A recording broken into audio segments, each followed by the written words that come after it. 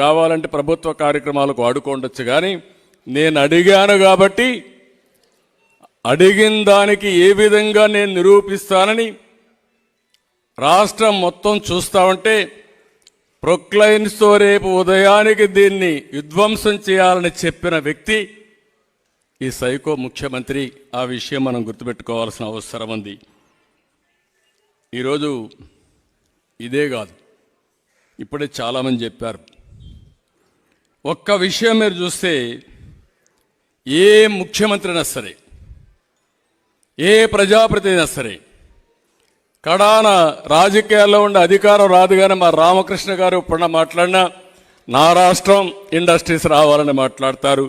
ఇక్కడ ఉండే పిల్లలకు ఉద్యోగాలు రావాలని పోరాడతాం, ఉద్యమాలు చేస్తాం. అది మనందరం చేసే పని. వచ్చే ఇండస్ట్రీస్ని తరిమేసిన ఏకైక ముఖ్యమంత్రి నా సర్వీసులో 40 సంవత్సరాల్లో మొట్టమొదటిసారి చూశాను ఈ ముఖ్యమంత్రిని. ఎక్కడెక్కడో తిరిగా నేను. ఒక కియా మోటార్స్ తేవాలంటే సౌత్ కొరియాకు 3 సార్లు వెళ్ళా. మా సెక్రటరీని పంపించా.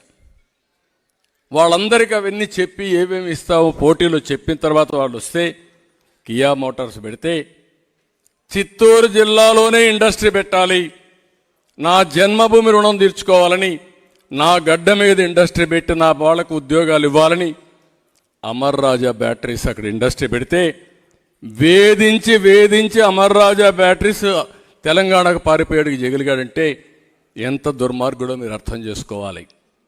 కడాన అమర్ రాజా బ్యాటరీస్ ఇక్కడే మీ ఎంపీనే గల్లా జయదేవ్.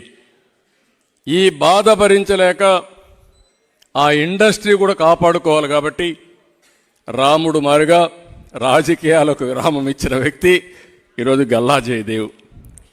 అంటే ఒక వ్యక్తిని కూడా రాజకీయాలు కూడా చేయనీయకుండా చేయగలిగాడంటే ఇంకా నేను కానీ పవన్ కళ్యాణ్ గారు మీరు చూసుంటారు. మేమిక్కడ దృఢ సంకల్పంతో 5 కోట్ల భవిష్యత్తు ఏ విధంగా కాపాడాలనే సంకల్పంతో ముందుకు పోతున్నాం తప్ప ఇంకోటి కాదు. ఆ విషయం మీరు చూడాలి. కడాన అన్నా క్యాంటీన్ నాకైతే అర్థమే కావడం లేదు. ఇప్పుడు కూడా డైజెస్ట్ చేసుకోవాలన్నా ఆలోచించాలన్నా మైండ్ కూడా పనిచేయడం లేదు. అన్నా క్యాంటీన్ ఒక కాన్సెప్ట్. అది ఎవరైనా పెళ్లి చేసుకున్నా లేకుంటే మీ జన్మదిన సందర్భంగా కానీ 10 మందికి అన్నదానం చేయాలంటే అన్నా క్యాంటీన్ బుక్ చేసుకునే అవకాశం ఉంటుంది. ఎన్టీ రామారావు గారు మొట్టమొదటిసారిగా ముఖ్యమంత్రి అయినప్పుడు తిరుమలలో దేవస్థానం తరపున అన్నదాన కార్యక్రమం ఏర్పాటు చేస్తే